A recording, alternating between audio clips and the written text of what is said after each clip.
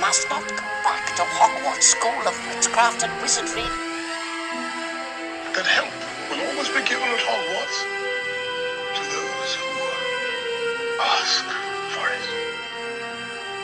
It is not our abilities that show what we truly are. It is our choices. Hey everyone, welcome to Hogwarts, a podcast. Hey everyone, I'm your host Dan. We are back with another awesome chapter from the Chamber of Secrets, Chapter 13, The Very Secret Diary, a long chapter title. We have Molly back with us. Hey guys. So I'm excited to have her on this chapter and the next one that we'll do, and you'll find out why later. But I am super excited to be here. Yeah. Been pumped for this. So she got me in the middle of the week and with a great question. And I'm like, oh, you need to save this for when we record later. Yeah. You have to save it. So we're going to get to it in the spoiler section. It's going to be awesome. And then the next chapter features a wonderful Dan Molly discussion point that's very us on our episodes. Love it. So that's a tease for next week. But anyway, The Very Secret Diary. There's a lot going on in this chapter. It's a loaded one. We have everything from Hermione finally healing and getting out of the hospital wing, to a bunch of Lockhart in this, to a lot of Myrtle, to a certain former head boy that we'll get to. And the chapter title, The Diary itself. Yep. Which has a whole bunch to it. So, boy. We'll kind of dig into it. And the first thing I thought of as we start with Hermione in the healing process was to grow bones. Not even to fix bones, but to grow bones back. Mm-hmm. It takes one night. Mm-hmm. For Hermione to shed all of the fur, it took weeks. It took over a month. Right? Yeah, it took a while. Because it was like Christmas time. Yeah. And now she's being released in February. Mm-hmm. I don't know if it's because, I don't know what she told Madame Pomfrey. Did she tell Pomfrey it was a polyjuice issue? I feel like she would have to. You'd think she would. Right. Because that would help. Right. The situation. Right. Ooh. Random tangent. Right off the bat, I like it. So, Dan and I are both medical professionals. Mm-hmm. Yep. You always get those patients that just don't tell you It's very true. what actually happened until I don't know, maybe even weeks later. Mm-hmm. You have to pull things out of them. And it's only to Hermione's benefit to just be like, hey, this is what happened. This is what went down. So that you could get fixed and healed quicker. So You'd think that would be the logical step. Right. But I also think the fear that she'd have is that maybe Madame Pomfrey isn't as adept with potions. Okay.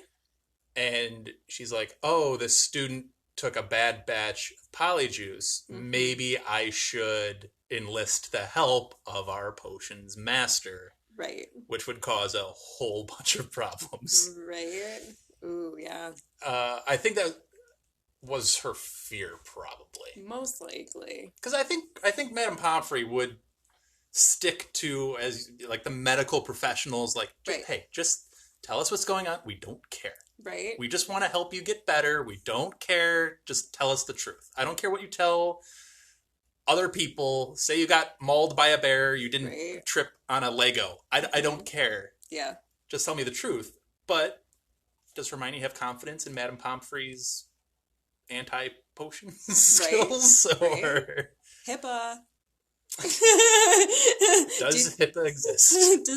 Does wizard HIPAA exist? It goes back to our wizarding lawyers. Is that a thing? Oh, yeah. I don't know. I don't know. But it stuck out to me of just wow, that seems like a really weird thing to take a long time unless, like we said, Hermione just didn't tell her. Right. And it just took longer because she didn't exactly know what she was dealing with. Right. But anyway, that jumped out to me. I love the random tangent right off the bat. Solid. But speaking of medical professionals, yes, Molly, you know this better than most. You run across a medical professional from time to time, especially in conferences. I was just in a conference this morning, and when they get ready to do their lecture, they have the person introducing them. It's like 10 minutes of just things that this person has done and credentials and credentials and credentials. And every time Lockhart introduces himself, it's like this long list of, from your concerned teacher, Professor Gilderoy Lockhart, Order of Merlin, 3rd class, honorary member of the Dark Force Defense League, and 5-time winner of Witch Weekly's Most Charming Smile Award. Mm. And it just feels to me like he's one of those people that likes to just add in whatever credential he can possibly add in. 100%. And it just struck me as like, I need to talk to Molly about this because she'll get it. Yes. She knows. Well, what he really needs to do is to just, like, do the initial thing so that you're wondering, like, okay, well, what does, like, DPT stand for or whatever? Yeah. That would even make it more solid. I feel like he could then have more talking points and bragging rights. That's true. I could so see him doing a lecture at the Most Charming Smile Award banquet or right. I could see him giving those. How to get that perfect smile. Right. A Gilderoy Lockhart lecture. Exactly. Oh, let's not ever have that. Please no. Sticking with Lockhart for a second, we do get some more Lockhart later when he decides that the student body and the school as a whole needs a morale boost. Oh my god. And I truthfully, I don't remember this from my previous readings of the book. It just, for whatever reason, maybe I've tried to block it out. I'm not sure. But I don't remember this happening. But reading it, I'm like, of course they would. Of course JK would do this. Yeah. You have the perfect type of character to just go all out for Valentine's Day. Yeah. It makes perfect sense. And I love most of the students' reactions of like, can we not have confetti on our bacon? Like, this is a little much. Yeah. I also like the pink robes that he was dressed in. Yes. And I'm sure he's a wealthy individual from all his escapades. Right. But do you think he just like gets one set of robes and just switches the colors on them to suit whatever need he has? Oh yeah. I would think that would be the most practical way of doing it. Yeah. But no, I just love Lockhart. Valentine's Day, and then the dwarfs that are dressed like Cupid. Oh my god, I would have loved to see that. And you have the History of Magic book. Yes. I don't know if dwarfs are in there and what they look like, but I don't think that they are. I don't know. I didn't. They just come off as like very curmudgeon-y. Oh yeah. I don't want to say angry, surly. Maybe surly. Surly is a good word Yeah. for it. Of just like. Just that picture of them like being super surly and like gruff, and then like they're like dressed like the little cupids. Do you think it's just like he just hired a bunch of them from like where would he even? Is that a service? I don't Like, is this the even know. same place that Dumbledore got the dancing skeleton troupe? Ooh, yeah. Like, do they just all hire like these entertainers from like token? I think that they do. I don't know. I also really love the line that like Gilderoy Lockhart seemed to think he himself had made the attack stop, like just with everything that he did. Just his presence. Yes. Yep. He was getting close. He was getting close to figuring it out. Yeah. They got scared. Mm-hmm. Yeah, I'm sure that's it. Backtracking back a little bit, we have another big Myrtle moment. Mm-hmm. So they come across an aggressive amount of flooding from the girls' bathroom, which Filch is not happy about. So naturally, Harry and Ron go and investigate. And Myrtle has, Myrtle's being full Myrtle because she thinks people are throwing things repeatedly at her, which then Ron points out, or I think Harry points out actually. Harry points out, why does that matter? It can't ever hit you. Yeah. And she's like, that's not the point. You're throwing things at me. Is this like some game where it's like points through the stomach, points through the head? And I was like, wow, Myrtle kind of has a point that Harry was like super insensitive about the thing, like right off the bat. You're missing the point completely. Right. But Harry, as well as Hermione from a couple of chapters ago, I think always, when they talk to Myrtle, they seem to always have, well, I guess that's the point, is you never talk to Myrtle unless you really have to. Mm-hmm. Like you have a point of why you're there and you want to get to said point because you don't want to spend a whole lot of time there. Right.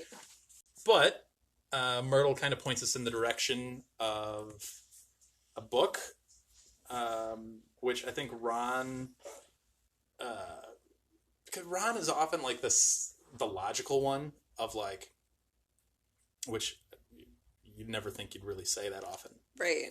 But in the books, Ron does point out a lot of things, and he's like, hey, why are you touching a random book? My dad deals with random muggle objects all the time that have weird... And then he goes into like this long list of really messed up...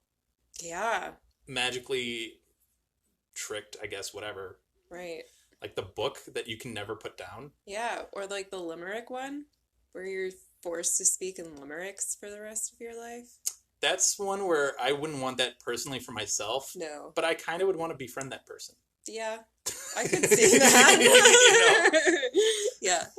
Yeah, there's just some really weird, just dropping knowledge in this. That was like really interesting. Oh, the one that burned your eyes out? No thanks. That was aggressive. That was particularly aggressive. Yeah. That's not like a Peeves-esque joke. That's like you're trying to do real harm to some. Not that the others aren't like really debilitating, but whatever. So anyway, they have a debate about the diary, and then they go back and they tell Hermione of the whole encounter. And Harry just seems like drawn to the diary, even though like nothing is in it. Mm-hmm. And he just feels like there's something about it, even though it's entirely unremarkable for the most part. He did notice that there was a date and a name on it. Mm-hmm. The date was roughly 50 years ago. Yep. And the name was T.M. Riddle. So, obviously we'll talk a little bit more about a lot of this in the spoiler section. Oh, yes, we will. Molly has a whole thing. So we're going to go right down a rabbit hole. I cannot wait. So we'll get to most of that in the spoiler section. But it was interesting that he picked up on it. No one else really seemed to. Even though it exchanged hands, it got to Malfoy's hands at some point.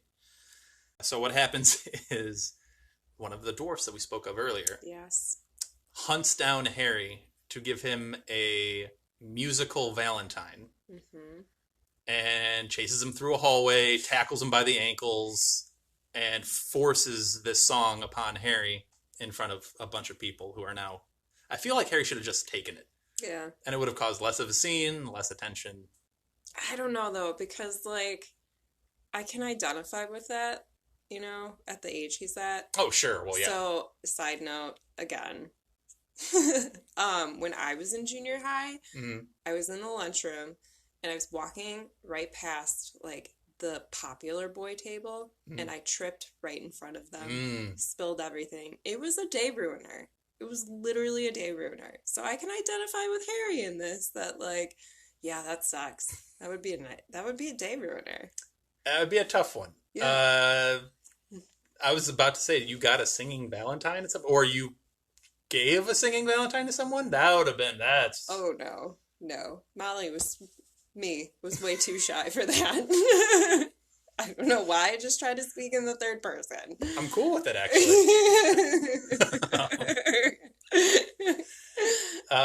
Yeah, so as Molly has just said, this completely devolved into a huge scene, which will haunt Harry for as long as he can, remember until the next thing, which is soon.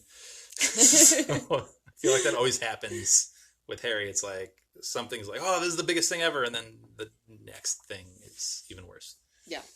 But, in that tussle, him falling, book bag goes all over the place, which I didn't ever think that they just had, like, regular backpacks at Hogwarts. That was another thing that I was like, I never thought of that before. Well, do you think it's like a satchel bag? Maybe. I have no idea. Well, with all of the books that Lockhart had, unless you put like a charm on it or something. Oh, yeah. I don't know. I don't know. I just Maybe- never thought of it before, and I was like, huh. Yeah. Maybe they get a Hogwarts official one that already has the That'd be expandable smart. charm on it. That'd be super smart. Right. I don't know. I don't know. But I don't know. I just envisioned like my own backpack. Yeah. Like, Just yeah. Yeah. And everything goes everywhere. Malfoy picks up the diary, wants to read Harry's diary. Harry uses magic to get it back from him. Percy yells at him, so on and so forth. But in that, ink spilled everywhere. Mm-hmm. Got on all of Harry's books and on the diary. And then later, he noticed that the diary no longer had ink on it, despite nothing ever happening to it. So he looked into this and noticed that every time he wrote something, ink would disappear and ink would then reappear with like a response. And I had an interesting back and forth, which, I mean, honestly, who can blame Harry for being like super excited and ready to delve into this? Because this would be kind of a cool thing just in general. Oh, yeah. Like you write in a book and the book writes back to you. Oh, yeah. It'd be weird. It'd be but super weird. It'd be intriguing. Yeah. I don't know. It'd just be kind of an interesting thing, especially when you're asking questions and it's giving you exactly the responses that you want back. Yeah. So you just kind of get further and further down that rabbit hole. Yeah. Until that rabbit hole turns into a very little window that you then get sucked into. Right. Which is just kind of an interesting way to get, I guess, sucked into a memory. Yeah. But the memory itself is, I think, really cool. You get to see an older version of Hogwarts. Mm-hmm. Riddle himself. You get to see the headmaster pre-Dumbledore in Dippet. Mm-hmm. You learn that Dumbledore has auburn hair. Yeah. Which, again, for any of those who've seen the like Fantastic Beasts movie and like Jude Law, not auburn hair, which is weird, but I don't know. Again, I didn't even remember that characteristic until they said it here. Yeah. Just an interesting footnote. But they have an interesting conversation. You get to learn a little bit about what Dippet is like, I think, in this conversation. He's obviously stressed. He's obviously at his like wit's end and looking to grasp at whatever straw he's given to figure this thing out. Yeah. So much so that he's turning to this almost 16-year-old boy as like, wait, you got answers? Yeah. Like, hit me up with whatever you got. Anything you've heard, anything you know. He's kind of at that point. But Riddle learns that the school is going to close. He can't stay there over the summer. Doesn't want to go back to the orphanage. Mm-hmm. Which you learn that this character has been from an orphanage. He's half-blood. So you learn a little bit about this character, Riddle. And then you see him thinking as he leaves the headmaster's office, and he's almost unaudibly coming to this decision of what he's going to do. And then he weaves his way and finds a certain character with a certain monster, if you will. And we learn that character is Hagrid, Mm-hmm. who he's claiming is the, I don't want to say heir of Slytherin, but he's the guy that's opens the chamber and Right. releases the monster that's doing the harm. Right. Once again, J.K. drops a bombshell at the end of a chapter, and it's just like, Hagrid, Yep. chapter close. And you're like, what? Yeah, it's like, how are you ending there? And then now I have to read the next chapter, and How dare her? I know. Yeah. She's really good at that. I know. But yeah, so there's a lot to this chapter. Yeah. What did you think about the memory scene? What were your thoughts kind of like going back into the diary? Yeah, I thought it was really cool. I would have been scared though, like just all of a sudden getting sucked into a That'd be book. terrifying. It'd be super terrifying. Then Harry like being confused as to why Dippet can't like hear him. Yeah. Yeah. It's like, sorry to interrupt you. Sorry to interrupt you. Right. So, yeah, it was kind of cool to see that, like, realization and thought process. So, yeah. I know you're itching to get to the spoiler section. Yeah, well, because you have like a whole thing. Yeah, and I almost spoiled some stuff. Oh, right there? Oh, yeah. Okay. Yeah. Well, how about we call it for the non-spoiler, and we'll just get into a big spoiler section. Yeah. So this is going to be good, guys. I don't think Mollie's gone down one of these rabbit holes yet. No, I haven't really. I've been pretty chill with my tangents and You've been rabbit pretty holes. chill this episode, too, other than referring to yourself in the third person. Yeah, I know. I don't know where that came from. I'm just so excited. All right, we'll get to the spoiler section. So after this wonderful Lockhart break, we'll be right back. Yes. Amazing! This is just like magic! All right, so we are back from break, getting ready for a very packed spoiler section. And I wanted to just kind of start it out with Ron, again, talking about the diary when he first sees it being such a... it could be a potentially dangerous, powerful object. I'm like, man, Ron, you are right on the ball, just not in the way you thought it was. Like, Yeah. not on the touch necessarily, but obviously it's got quite the punch of dark magic and power to it, because the TM Riddle stands for Tom Marvolo Riddle. Molly, I think you have a lot on Mr. Riddle here, so I'm just going to turn it over to you for a little bit. All right. Yeah. So when we were initially like talking about this chapter earlier in the week, I was like, okay, wait. So what is the timeline of all of this? You know, I'll admit, I forgot that it was like 50 years ago that the chamber had been opened, and I was like, I wonder how old he was, and yada, yada, yada. Yeah, basically I did a deep dive on Lord Voldy, because we all know. I love it. Tom I love Marvolo Riddle. It said in this chapter that Riddle was in his 5th year. Yes. So that is a good point of reference. Yeah, so 5th year, obviously head boy, or a prefect at this point. Again, got me thinking timeline. I'm just gonna, talk about Voldy in general. He was born in 1926. He died 1998. He was 71 years old. He's an old dude. Yeah, I thought he was pretty old, man.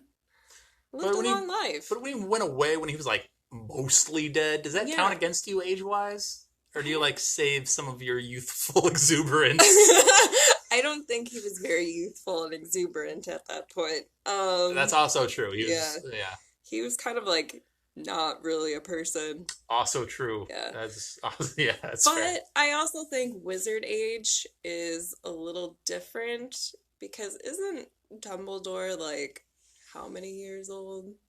Yeah, he's well over 100. Yeah. So I think wizard aging, there's a little bit of some play with some that. Shenanigans. Yeah.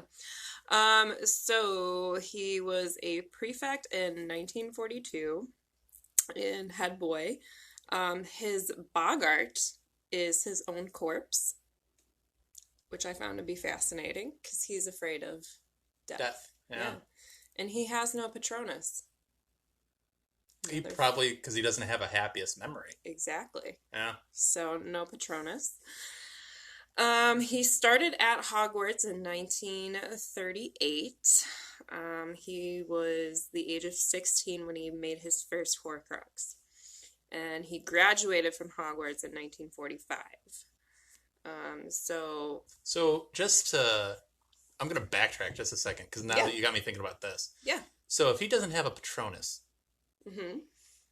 and he's been in line with Dementors and having them necessarily on his side, but how... I guess he's never had the issue. But if you ever did have an issue with a or with a Dementor, how would you deal with that? What would be his answer to that? So here's my theory, right? So he's basically soulless. He split his soul apart. Oh, that's true too. That's interesting. So yeah, there's nothing in terms of his soul and happiness at that point. That they would really even get want sucked to. out. That's a good point. That's yeah. I never thought of that before. Yeah. So. Huh. Hence, no Patronus. That's really interesting. Yeah, I never considered that before. But yeah, you make a good point. Yeah. So. The other thing I was going to say is when you listed out those dates, for our history buffs, those are kind of important dates in the real world of the non-magical world, the Muggle world. Right. World War II is going on. Right. So there's kind of some important things going on in the wizarding world. In the Fantastic Beasts movies, we're creeping on those dates, and in Crimes of Grindelwald, I think Grindelwald has a vision of tanks rolling in and bombs being dropped and the whole thing, and he's using it as almost like a parallel to his wizarding war that he wants to start. Right. A lot going on at this point. Yeah. But yeah. Which I also find interesting because, so he opens the chamber around June 13th, 1943. Which I think is pretty fascinating because, again, history buffs. You go to Hitler and his wanting to,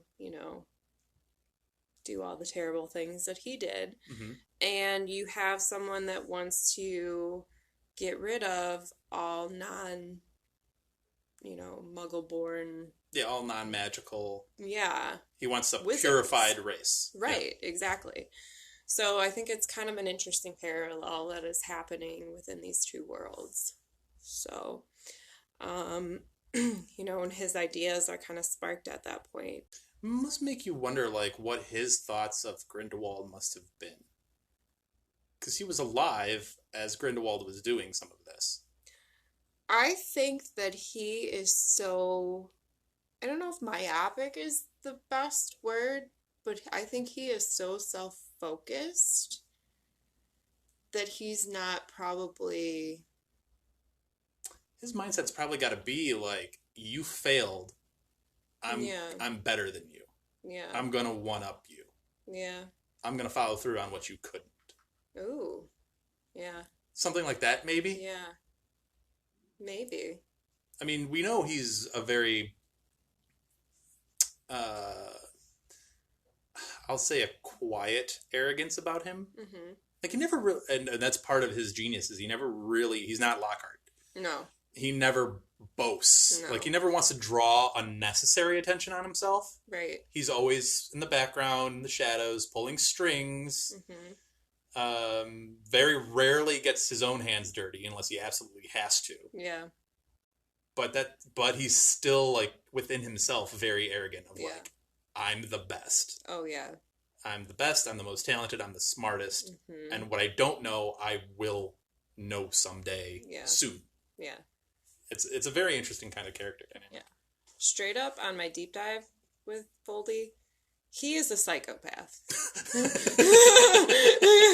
From a very early age, from when he was in the orphanage and the things he did and the things he did to some of those children, straight up psychopath. Yeah, no remorse, very strong words for me, but psychopath. You're saying he has some issues. Yes. Okay. Yes. Oh yeah. What else did you have there? You had yeah, so... I know a note that you had there that was interesting. Was because in the earlier conversation that we had this week, you specifically wanted to know, when he was messing around with the chamber. Yes. And when he was in the Slug Club. Right. And finding out about Horcruxes for the first time. Yes. So, 6th year is when he was in the Slug Club with Slughorn.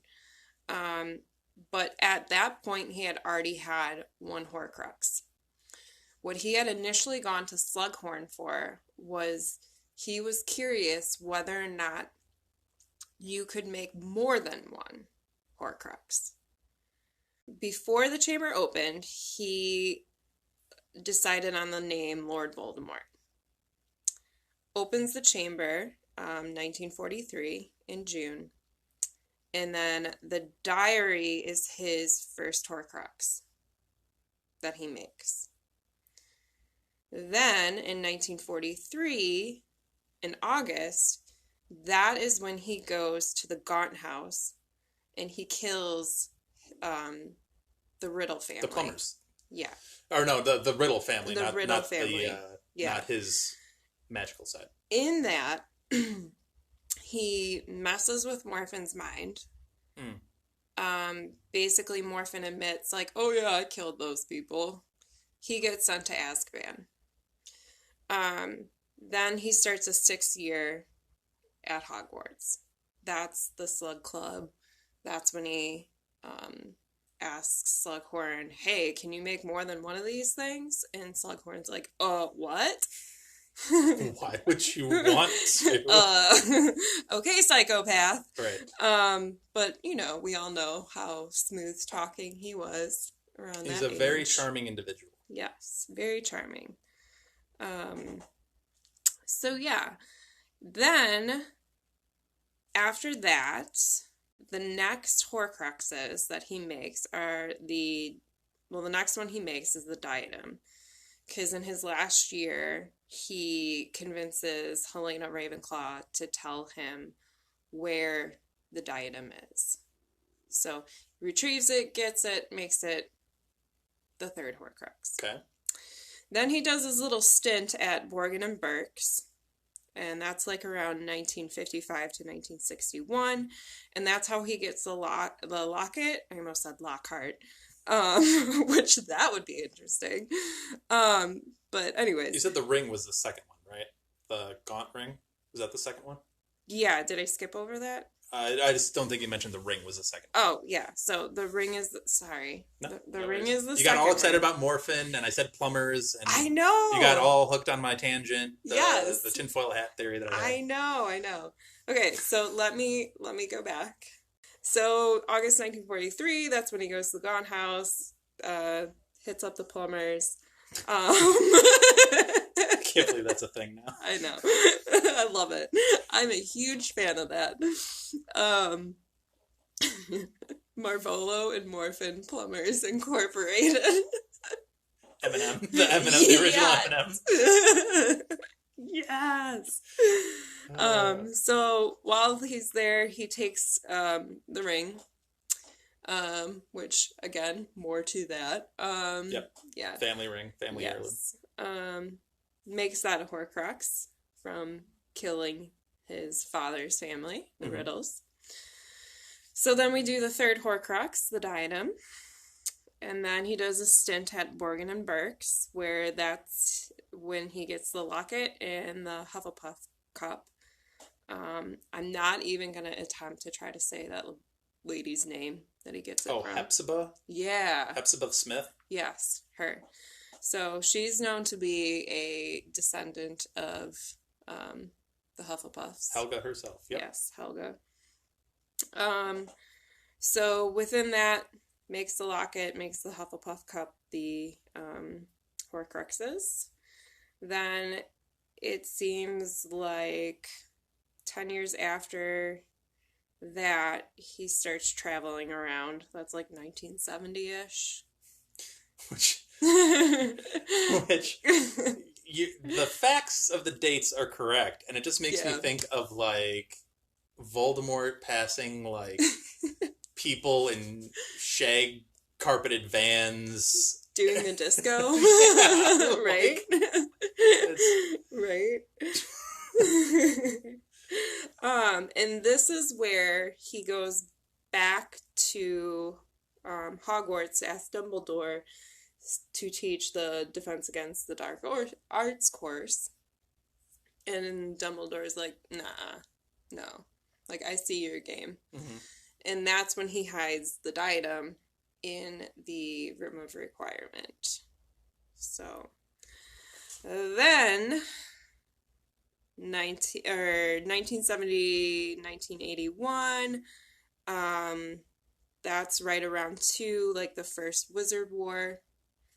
And then around that time in 1979, that is the whole Creature Cave Regulus Black incident.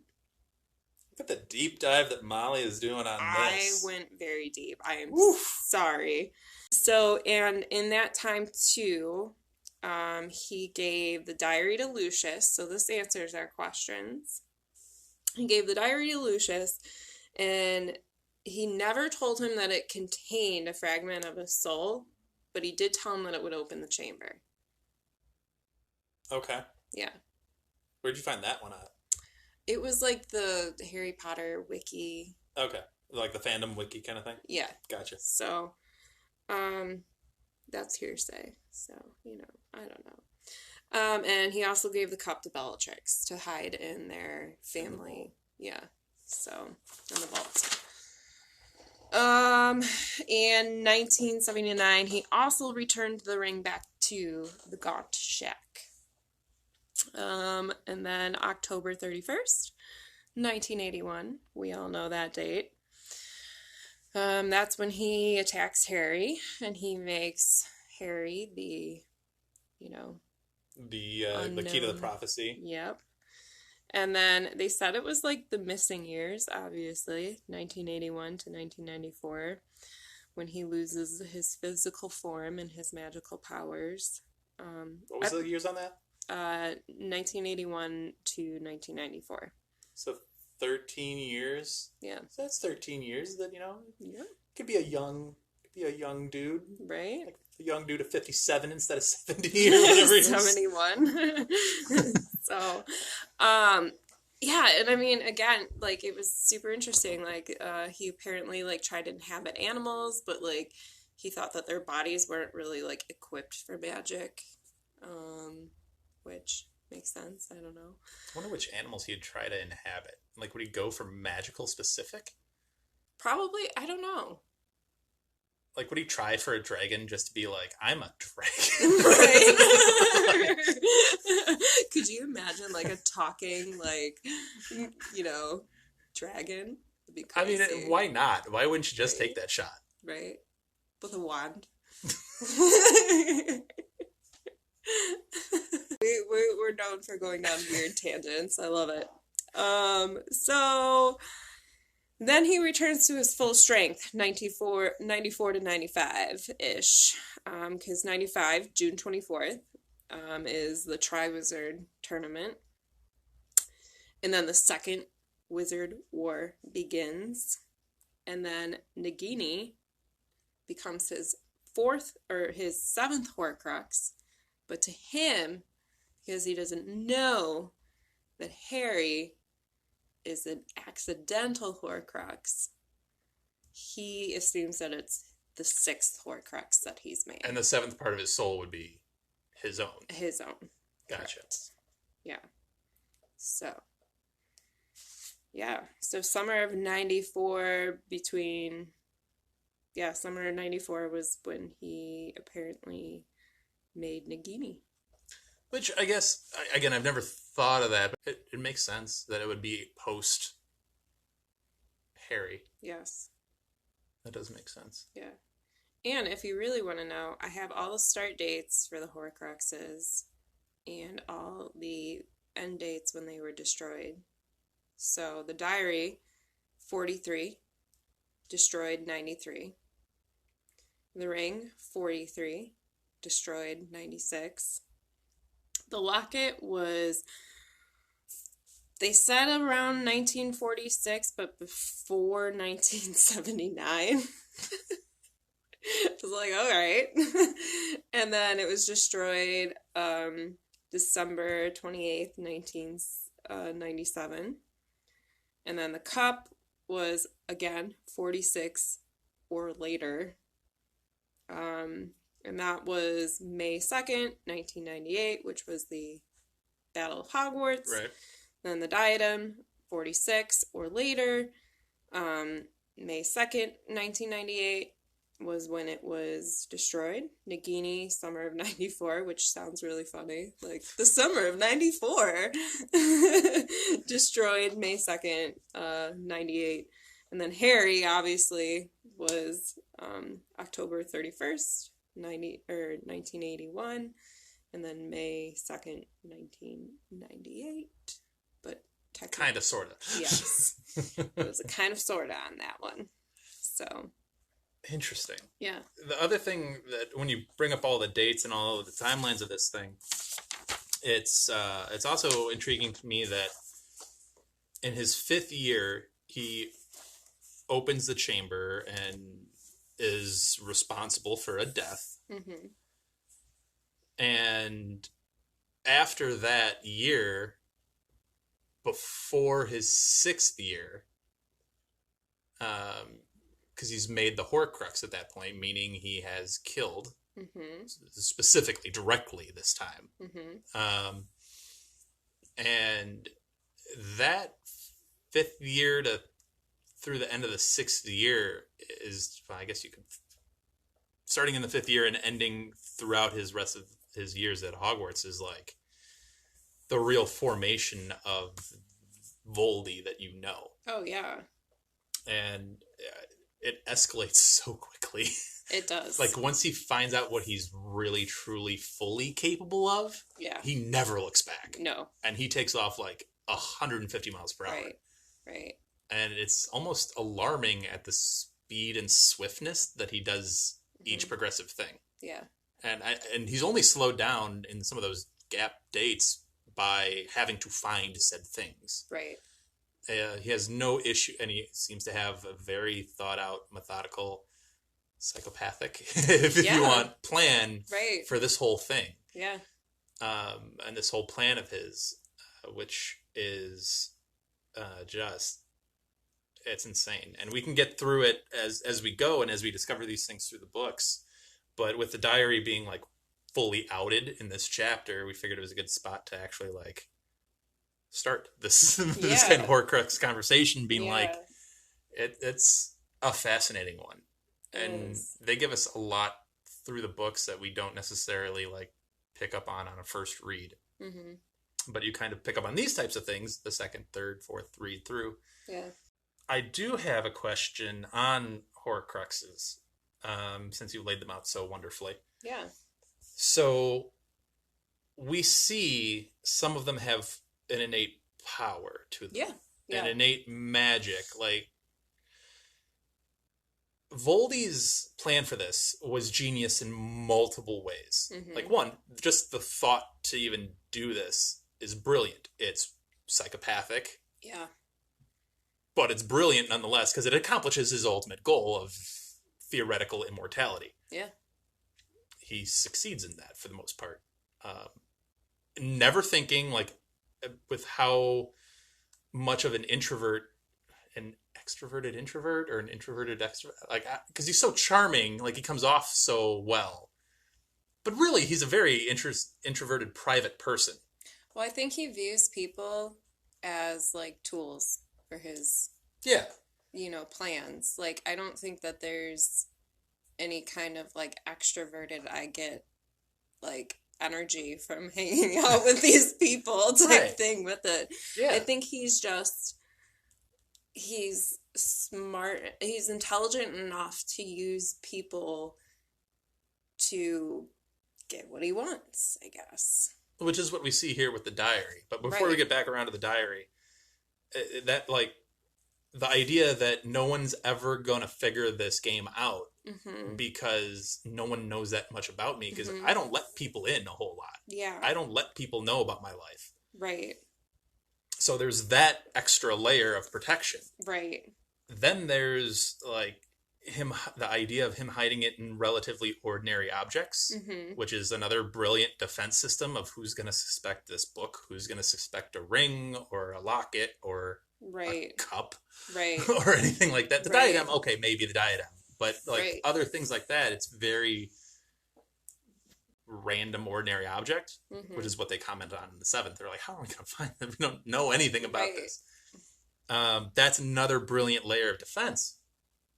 And it's just like, you think one is enough. Then, wow, the second layer, that's another impossible layer to figure out. And then the third layer, it's impossible to figure out. Well, then he puts other enchantments on this to make it that much harder for you to, like, if you happen to get through the first 5 layers of my defense, here's this other one. Like, Regulus has to go through hell, like literal hell, to even get the locket. Right. And then there's the locket has an enchantment on itself that kind of makes twists and corrupts your personality by wearing it. Well, I even, when reading this time around, it was interesting the way Harry described how the diary made him feel. Yes, that's what got me thinking about this. Right? So it was like, he couldn't explain, even to himself, why he didn't just throw Riddle's diary away. The fact was that even though he knew the diary was blank, he kept absentmindedly picking it up and turning the pages as though it were a story he wanted to finish. And while Harry was sure he had never heard the name T.M. Riddle before, it seemed to mean something to him, almost as though Riddle was a friend he had had when he was very small and had half forgotten. Like, the fact that he describes it as, like, an old friend. It's almost like an otherworldly power. Yeah. Like a sway or like whatever being put upon you. But this is the tricky thing about Harry specifically. Yeah. Like, that kind of, compulsion to just have it in your hands or look at it or keep looking at it or trying to read it or write in it. That compulsion, I think, applies to Ginny, or might apply to your theory from many chapters ago of Lucius wanting to write in it. Right. Or something like that, which I think was awesome that I'd never thought of before. But things like that, where they're near a Horcrux, they're near a part of his soul, and he wants you to use it for a purpose. Right. And it's just putting this spell over you of like, right. Pick me up, look at me, right. Read me, write in me, do something with this, right. And I will have my control over you. Harry, it's another interesting layer because he himself is a Horcrux, is connected directly to this thing. Right. So it's like, how much of it is the innate power of this potential Horcrux? Not potential, like how the potential power of this Horcrux. Right. And how much of it is Harry being directly linked to it in a way that he's not even aware of yet. Right. And that might be the old friend that you're that you read about, is like one part of his soul is recognizing the other and being like, I'm so close to me. Yes. Like, yeah. It's a really interesting dynamic. It's very fascinating. Yeah, and I mean, it can even track back to like the conversations we've had in general, like about magic. Yeah. And how like some of that stuff, like once you, like the responsibility of like putting magic out into the world, onto certain things, onto objects, and having that responsibility of it, like, or just that draw and how it almost takes on like a life of its own. So, you know what else is interesting? We've in that spirit, we've talked about with Ron and Arthur noticing like magic placed upon objects that weren't intended to have magic placed upon them, and them reacting so aggressively or whatever have you. Yeah.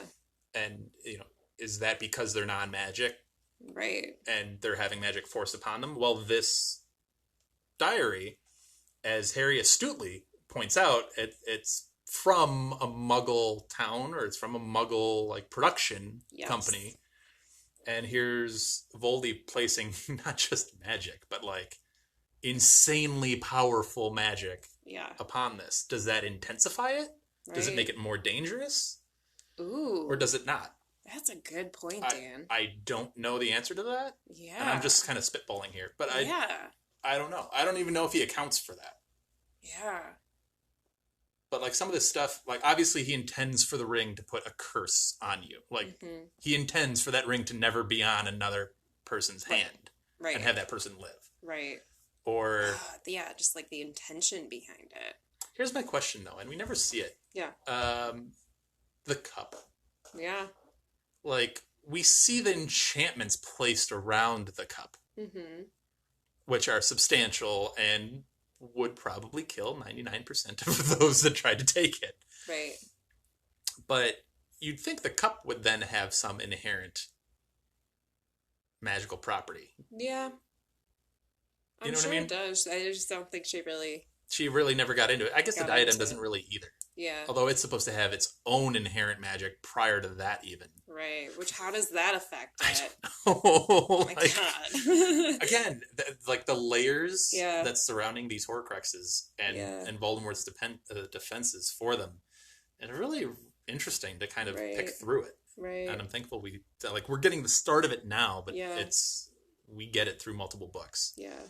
Which is really, really interesting. I'm gonna do one more little reflecting back too with old Voldy here. Go for it.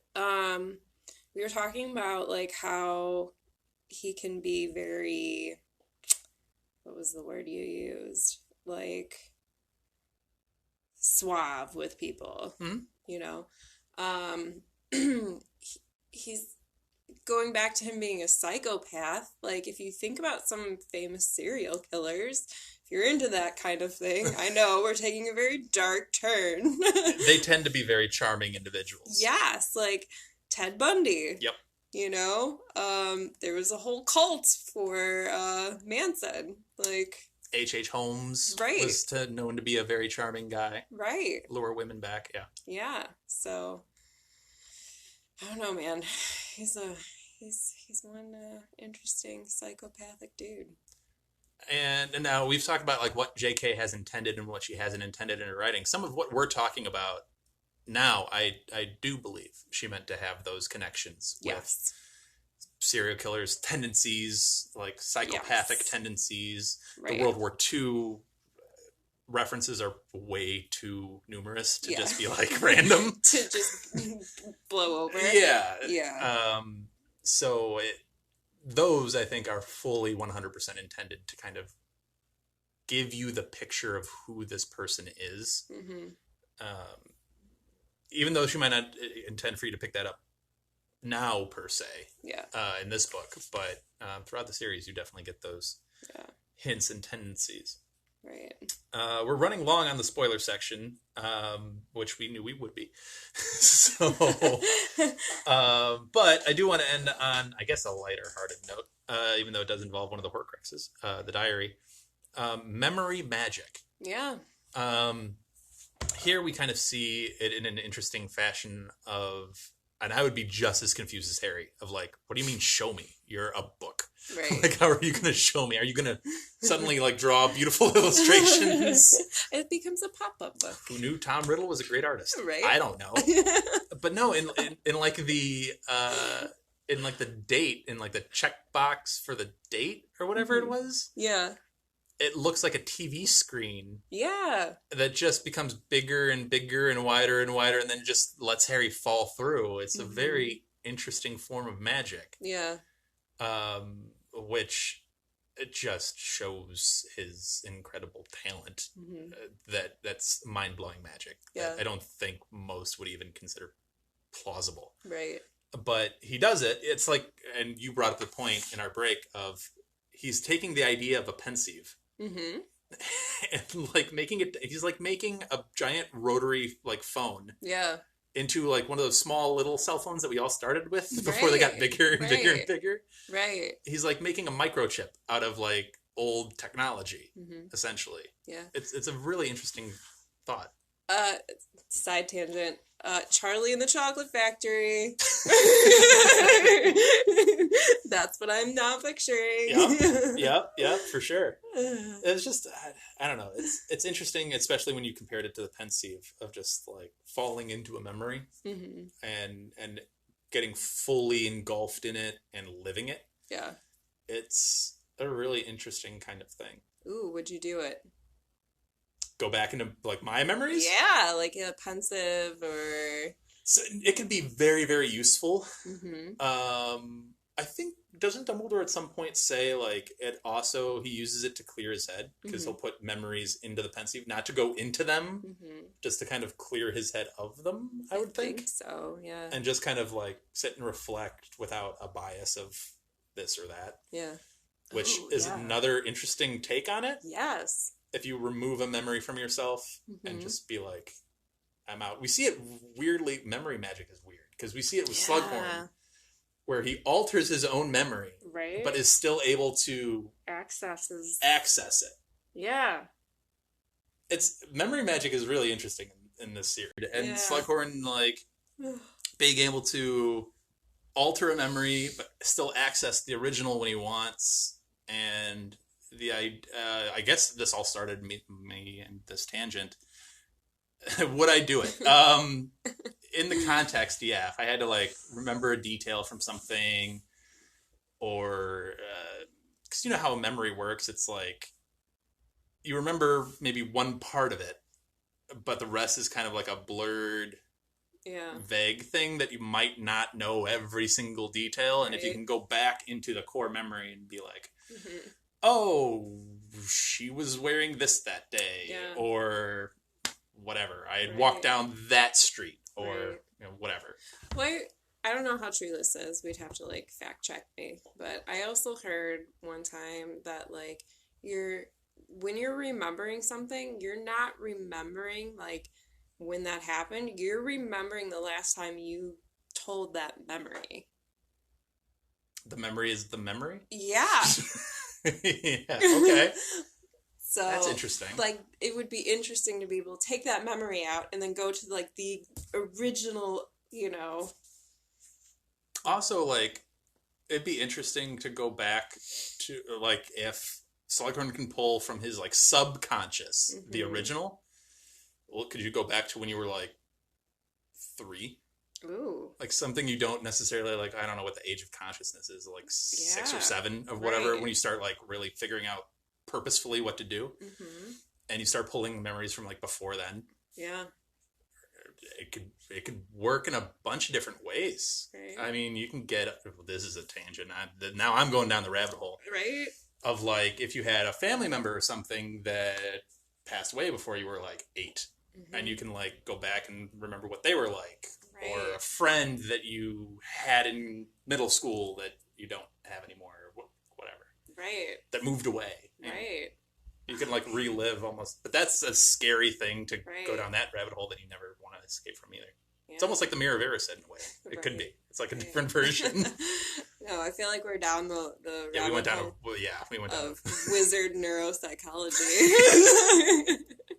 Well, you started off the episode by saying we're medical professionals, right? Exactly. So it's a full circle. Full circle. We should end here before our spoiler section goes over an hour. Yes. So,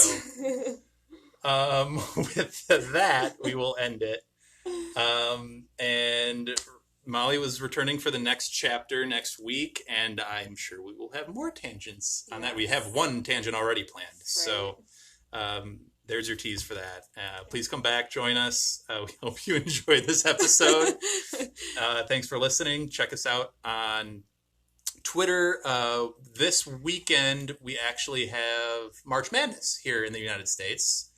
College basketball will be upon us. Brackets galore, which I will be participating in. And hopefully, if I can get it set up, we will have some sort of bracket type setup with characters and all that kind of cool stuff on our Twitter. So look out for those mini polls that will be up. So with that, I'm Dan. And thank you to Molly for being here again. Thanks for having me. And we'll catch you on the next one. Thank you for listening to Hogwarts, a podcast. If you like what you've heard, please click the subscribe button on your preferred podcasting app and follow us on Twitter and Instagram at Hogwarts a Pod.